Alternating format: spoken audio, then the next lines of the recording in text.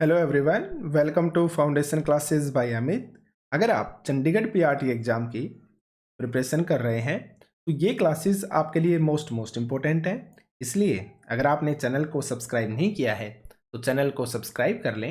Exam से related, हमारे batches से रिलेटेड अगर आपको किसी तरह का कोई डाउट है, कोई इश्यू है, कुछ भी अगर आप पूछना चाहते हैं तो आप इस कॉन्टैक्ट नंबर पे व्हाट्सएप मैसेज कर सकते हैं या फिर आप डायरेक्ट कॉल भी कर सकते हैं। हमारा टेलीग्राम ग्रुप को अगर आप ज्वाइन नहीं किया है अगर आपने, तो टेलीग्राम ग्रुप को आप ज्वाइन कर लीजिए। टेलीग्राम ग्रुप को ज्वाइन करने का जो लिंक है वो आपको वीडियो के डिस्क्रिप्शन में मिल जाएगा।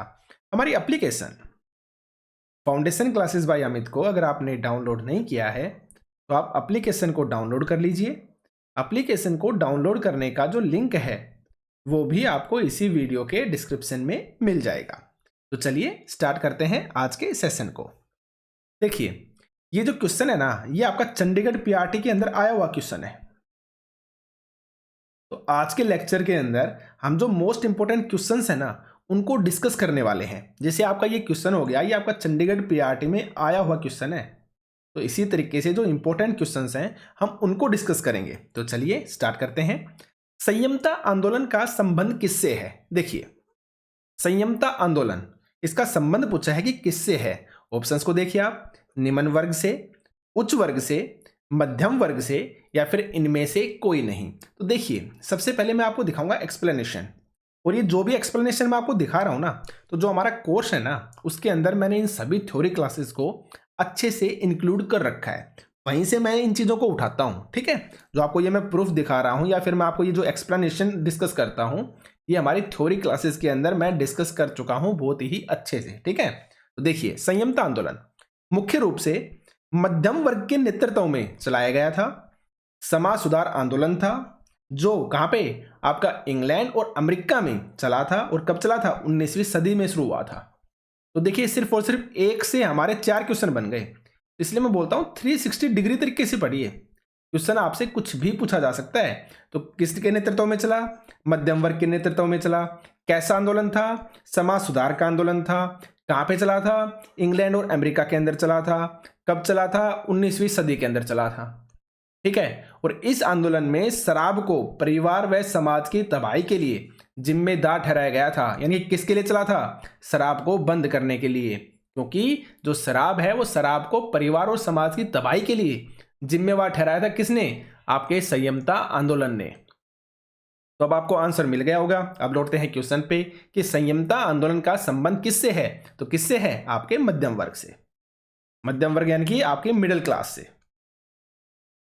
ठीक है। जो आपकी मिडिल क्लास है उससे रिलेटेड है आपका संयमता आंदोलन। आगे बढ़ते हैं। तो देखिए, जैसे मैंने आपको इस क्वेश्चन को दिखाया है ना, तो इसी तरीके से आपके जितने भी इंपॉर्टेंट क्वेश्चंस बनते हैं, इंपॉर्टेंट जो थ्योरी बनती है, वो हमने हमारे इस कोर्स के अंदर कवर कर ली है। तो अगर आप इस कोर्स को लेना चाहते हैं जिसमें हम 6 सब्जेक्ट, कौन कौन से? आपका social science, science, Hindi, English, reasoning और आपका जनरल अवेयरनेस, तो इस कोर्स को आप मात्र 699 रुपए में विद पीडीएफ प्राप्त कर सकते हैं। विद पीडीएफ का मतलब हो गया कि इन पीडीएफ नोट्स की आप प्रिंट भी निकलवा सकते हैं। प्रिंट निकलवा के ज़्यादा से ज़्यादा आप इन चीज़ों को रिवाइज कीजिए और आपकी 15 से 17 नवंबर तक जो ये पीडीएफ नोट्स हैं मैं हर सब्जेक्ट के, वो आपको प्रोवाइड करवा दूंगा। देन उसके बाद आप इनके प्रिंट निकाल के जितना ज़्यादा हो सके आप इनका रिवीजन कीजिएगा। तो मात्र 699 रुपए में आप इस कोर्स को प्राप्त कर पाएंगे। तो आगे बढ़ते हैं। देवगानेर मत्ते आगमन उपन्यास कब लिखा गया? मोस्ट इंपोर्टेंट क्वेश्चन है आपका ये कि देवगानेर मत्ते आगमन उपन्यास कब लिखा गया था। तो इसका मतलब समझिए पहले आप। देवगानेर मत्ते आगमन यानी कि देवताओं का धरती पे आगमन। देवताओं का धरती पर आगमन या धरती पर उतरना क्या कहलाता है? आपका देवगनार मत्ते आगमन कहलाता है। तो अब आपसे पूछा गया है कि ये कब लिखा गया था। ऑप्शंस को देखिए आप, 1880 में, 1895 में, 1830 में या फिर 1842 के अंदर। तो यहाँ पे जो आपका करेक्ट आंसर होगा ना वो होगा आंसर नंबर ए। कब लिखा गया था? 1880 के अंदर लिखा गया था। अब देखते हैं हम एक्सप्लेनेशन को कि दुर्गाचरण राय ने, इसने दुर्गाचरण राय ने लिखा था कब? 1880 में एक उपन्यास लिखा देवगनार मत्ते आगमन। इस उपन्यास में उन्होंने बताया कि एक बार ब्रह्मा भी कलकत्ता जाने के लिए दूसरे देवताओं के साथ बैठते हैं। उस समय कलकत्ता जो है वो ब्रिटिश भारत की राजधानी थी। उस समय की बात है ये, जब कलकत्ता क्या थी, आपके ब्रिटिश भारत की राजधानी थी। और वर्षादेव वरुण ने, तो आपसे पूछा जा सकता है कि इस चैप्टर के अनुसार किसने देवताओं को कलकत्ता की सैर कराई थी, तो वर्षादेव वरुण ने इन देवताओं को कलकत्ता की सैर कराई थी। इस विशाल आधुनिक शहर को देखकर सभी देवता आश्चर्यचकित रह गए थे। और ये सब चीजें आपके एक उपन्यास में गिवन है, और उस उपन्यास का नाम है देवगनेर मत्स्य आगमन। कब लिखा गया था? 1880 में लिखा गया था। और किसने लिखा था? दुर्गाचरण राय ने लिखा था। आप याद रखिएगा, ठीक है। आगे बढ़ते हैं। वयस्क पुरुषों के मताधिकार के लिए चलाया गया था, यानी कि यहाँ पे आपसे पूछा गया है कि वयस्क पुरुष जो है ना, उनके मताधिकार के लिए कौन सा आंदोलन चलाया गया था। ऑप्शंस को देखिए आप। चार्टिज्म आंदोलन, 10 घंटे का आंदोलन, संयमता आंदोलन और हेनरी मेहयू का आंदोलन। ठीक है, तो देखिए हेनरी मेहयू का आंदोलन ऐसा कोई आंदोलन है नहीं, तो ये आपका नहीं होगा। संयमता आंदोलन हम पढ़ चुके हैं, किससे रिलेटेड था? आपकी शराब से रिलेटेड, शराब से संबंधित था। कब चलाया गया था? हमने जस्ट अभी पढ़ा, इंग्लैंड के अंदर व अमेरिका के अंदर। कब चलाया था? 19वीं सदी के अंदर चला था। 19वीं सदी में चलाया गया था संयमता आंदोलन, याद रखिएगा आप, ठीक है। अगर 10 घंटे के आंदोलन की बात की जाए तो ये आपका काम से रिलेटेड था, काम से संबंधित था। ये जो काम के घंटे हैं ना, उनमें कुछ चेंजमेंट चाहिए था, तो उससे रिलेटेड आपका ये चलाया गया था। और तो आपका जो करेक्ट आंसर होगा ना, वो होगा आंसर नंबर फर्स्ट। जो आपका चार्टिज्म जो आंदोलन था वो वयस्क पुरुषों के मताधिकार के लिए था, याद रखिएगा। तो अब देखते हैं हम एक्सप्लेनेशन को। 19वीं शताब्दी के ज्यादातर आंदोलनों के अंदर, जैसे चार्टिज्म हो गया, तो सभी वयस्क पुरुषों के लिए मताधिकार के पक्ष में चलाया गया था। कौन सा? आपका चार्टिज्म आंदोलन। और 10 घंटे के आंदोलन की बात की जाए तो कारखानों में काम के 10 घंटे निश्चित करने के लिए यह आंदोलन चला था आपका। और पुरुष बड़ी मात्रा में यहाँ पे क्या हुए थे? आपके एकत्रित हुए थे। इसमें 10 घंटे के आंदोलन के अंदर किस लिए चलाया था? कारखानों में काम के घंटे निश्चित करने के लिए, याद रखिएगा आप, ठीक है। आगे बढ़ते हैं। लंदन में नवंबर 1887 के एक रविवार को किस नाम से जाना जाता है? मोस्ट इंपोर्टेंट क्वेश्चन है आपका कि लंदन में नवंबर 1887 के एक रविवार को किस नाम से जाना जाता है। ऑप्शंस देखिए आप। खूनी रविवार, विद्रोही रविवार, फौजी रविवार या फिर शीतल रविवार। तो यहां पे जो आपका करेक्ट आंसर होगा ना, वो होगा आंसर नंबर फर्स्ट। 1887 के अंदर जो एक रविवार था लंदन के अंदर, नवंबर 1887 में, उसको बोला जाता है खूनी रविवार। अब क्यों बोलते हैं, हम एक्सप्लेनेशन के अंदर समझते हैं इस चीज को। देखिए, डेप्टफोर्ड से लंदन की तरफ बढ़े चले आ रहे 10,000 लोगों की भीड़ से डरे हुए दुकानदारों ने अपनी दुकानें बंद कर दी थी। जुलूस को तितर बितर करने के लिए पुलिस बुलाई गई। इसी तरह का दंगा 1887 के अंतिम महीनों में हुआ था, यानी कि नवंबर 1887 के अंदर। ठीक है, 1887 के अंतिम महीने हो गए, नवंबर दिसंबर, तो उस समय हुआ था। इस बार पुलिस ने अधिक सख्ती दिखाई और इस पुलिस कार्रवाई को नवंबर 1887 के खूनी रविवार के नाम से याद किया जाता है। तो आपको यहाँ पे एक चीज और याद रखनी है कि जो एक खूनी रविवार है ना, नवंबर 1887 का जो रविवार खूनी रविवार है, किससे है? पुलिस कार्रवाई से रिलेटेड है। किससे रिलेटेड है? पुलिस जो कार्यवाही है, पुलिस से कार्यवाही से रिलेटेड है आपका खूनी रविवार। ठीक है, नवंबर 1887 का आपको याद रखना है, ठीक है। आगे बढ़ते हैं। टेनेमेंट्स का संबंध किससे है? ये आपसे पूछा गया है कि जो टेनेमेंट्स है, तो टेनेमेंट्स का संबंध किससे है? ऑप्शंस को देखिए आप। भीड़ वाले अपार्टमेंट, बड़े उद्योग, छोटे उद्योग और छोटे अपार्टमेंट। तो यहां पे जो आपका करेक्ट आंसर हो जाएगा ना, वो होगा आंसर नंबर फर्स्ट। जो भीड़ वाले जो अपार्टमेंट होते हैं ना, उनका संबंध है आपके टेनेमेंट से। किससे? टेनेमेंट्स के साथ, याद रखिएगा। एक्सप्लेनेशन को देखते हैं हम। टेनेमेंट्स काम चलाऊ और अक्सर बेहिसाब भीड़ वाले जो अपार्टमेंट या मकान है, उनको हम बोलते हैं टेनेमेंट्स।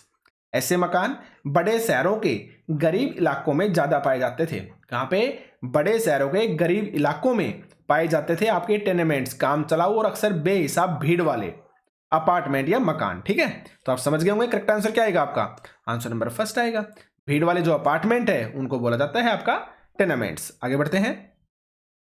लंदन के अल्पकुशल मजदूरों का पहला सामाजिक सर्वेक्षण किसने किया था? लंदन के अल्प कुशल यानी कि कंप्लीटली वो अच्छे तरीके से कुशल नहीं है, तो जो अल्प कुशल मजदूर हैं उनका पहला सामाजिक सर्वेक्षण किसने किया था? ऑप्शंस देखिए आप, हेनरी मेहयू ने, चार्ल्स बूथ ने, रोल्डसन ने, या फिर इनमें से कोई नहीं। तो यहाँ पे जो आपका करेक्ट आंसर होगा ना वो होगा answer number B. Charles Booth ने आपके लंदन के अंदर जो अल्प कुशल मजदूर थे ना उनका पहला सामाजिक सर्वेक्षण किया था। तो अब देखते हैं हम एक्सप्लेनेशन को, यहाँ पे आंसर हो जाएगा आंसर नंबर बी। ठीक है, एक्सप्लेनेशन को देखिए आप। 1887 में लिवरपूल के एक जलपोत मालिक, जलपोत का मतलब होगा एक नाव चलती है जो जल के अंदर, उसका जो मालिक था चार्ल्स बूथ, उसने लंदन के ईस्ट यानी कि पूर्वी छोर में लंदन के अल्प कुशल मजदूरों का पहला सामाजिक सर्वेक्षण किया था। तो आपको आंसर मिल गया होगा, किसने किया था? चार्ल्स बूथ ने किया था। उन्होंने पाया कि लंदन के कम से कम 10 लाख लोग निर्धन हैं, और 10 लाख का मतलब ये हो गया लंदन की आबादी का लगभग 5वां हिस्सा, क्योंकि लंदन की आबादी कितनी हो गई इसके अकॉर्डिंग? लगभग 50 लाख हो गई। तो उसका 5वां जो हिस्सा है वो है आपका कौन सा? लोग निर्धन है, और उनकी जो औसत आयु है ना वो 29 वर्ष से अधिक नहीं है लिख रखा है, कंफ्यूज मत होना कि उनकी जो औसत आयु है वो 29 वर्ष से अधिक नहीं है। और जो संपन्न वर्ग और मध्यम वर्ग की जो औसत आयु है ना वो आपकी 55 वर्ष गिवन है, 55 वर्ष दी गई है, ये भी आप याद रखिएगा।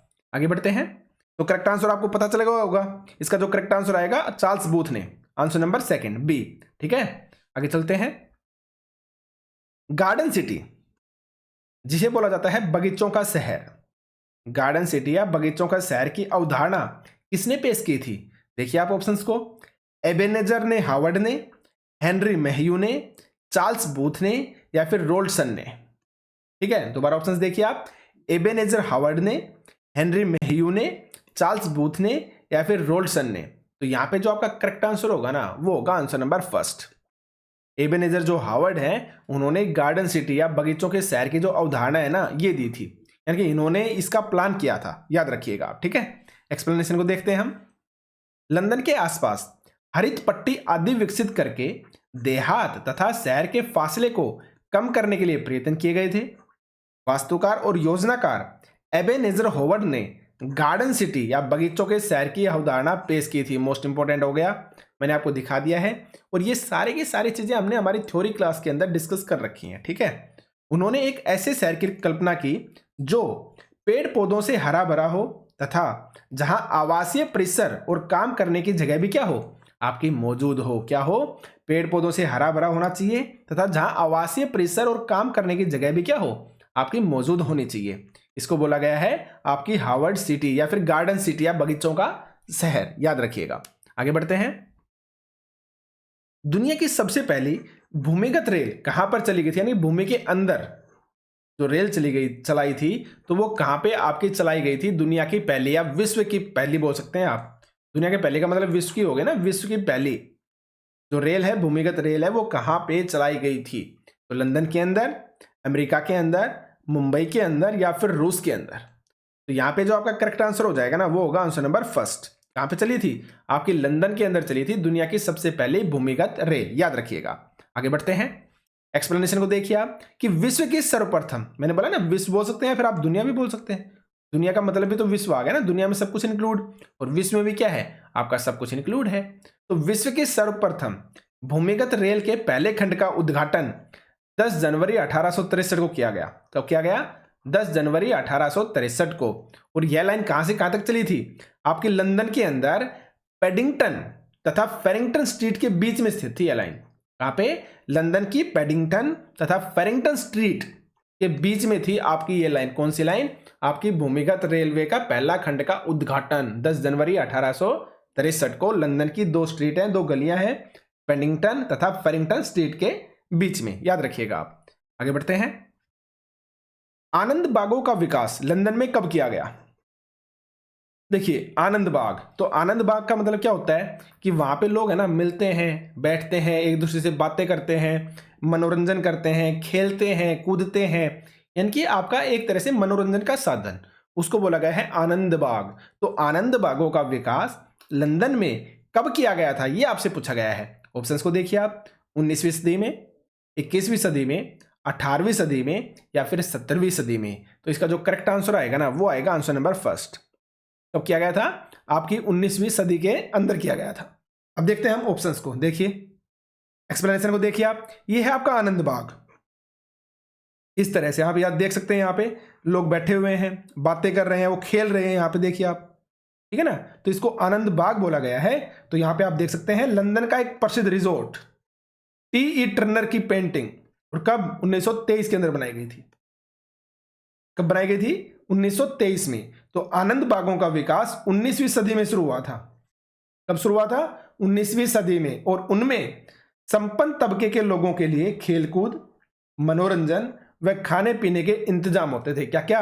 आपके खेलकूद, मनोरंजन व खाने पाने के इंतजाम, खाने पीने के जो इंतजाम है वो होते थे आपके इस प्रसिद्ध रिजोर्ट के अंदर, याद रखिएगा, ठीक है। और कब स्टार्ट हुआ था? 19वीं सदी में, 1923 के अंदर ये पेंटिंग बनी थी, ये भी आप याद रखिएगा, ठीक है। आगे बढ़ते हैं। मुंबई में पहली सूती कपड़ा मिल कब स्थापित की गई? मुंबई में पहली सूती कपड़ा मिल कब स्थापित की गई थी? ऑप्शंस को देखिए आप, 1855 में, 1854 में, 1872 में, या फिर 1875 के अंदर। तो यहाँ पे जो आपका करेक्ट आंसर होगा ना, वो होगा आंसर नंबर बी। 1854 के अंदर आपके मुंबई में पहली सूती कपड़ा जो मिल है वो स्थापित की गई थी। तो अब हम इसके देखते हैं एक्सप्लेनेशन को, वहां से चीजें आपको मैक्सिमम समझ में आ जाएंगी कि मुंबई में पहली सूती कपड़ा मिल 1854 में स्थापित की गई। 1921 में वहां ऐसी 85 कपड़ा मिलें चल चुकी थी या खुल चुकी थी, जिनमें 1,40,000 मजदूर काम करते थे, ठीक है। पहले खुली थी 1854 में, लेकिन 1921 में आते आते आपकी 85 कपड़ा मिलें खुल चुकी थी उस तरह की, और जिनमें कितने? 1,86,000 मजदूर काम करते थे। 1881 से 1931 के बीच बंबई में रहने वालों में से तकरीबन 1/4 ही ऐसे थे जिनका जन्म मुंबई में हुआ था। कहाँ पे हुआ था? जिनका जन्म मुंबई के अंदर हुआ था। आप याद रखिएगा इन चीजों को, ठीक है। आगे बढ़ते हैं। देखिए ये आपके क्वेश्चंस थे। मैं आपको फिर से बताना चाहूंगा, इन सभी क्वेश्चंस को, इन सभी की थ्योरी को हमने हमारी थ्योरी क्लासेस के अंदर इंक्लूड कर लिया है। तो वो सभी चीजें आपको इस कोर्स के माध्यम से मात्र 699 रुपए में मिल जाएंगी। तो आप एप्लीकेशन को डाउनलोड करके अपने फ़ोन नंबर से रजिस्टर करके इस कोर्स को परचेज कर सकते हैं। और कोर्स को परचेज करने के बाद यहाँ पे मैं आपको जितनी भी पीडीएफ प्रोवाइड करवा रहा हूँ ना, उन सभी पीडीएफ का आप प्रिंट भी निकलवा सकते हैं। प्रिंट निकलवा के हाईलाइट करके ज़्यादा से ज़्यादा चीज़ों को आप खुद से याद कर सकते हैं। देखिए आज के सेशन में सिर्फ इतना ही था। आज के लिए आपका बहुत बहुत धन्यवाद। Thank you.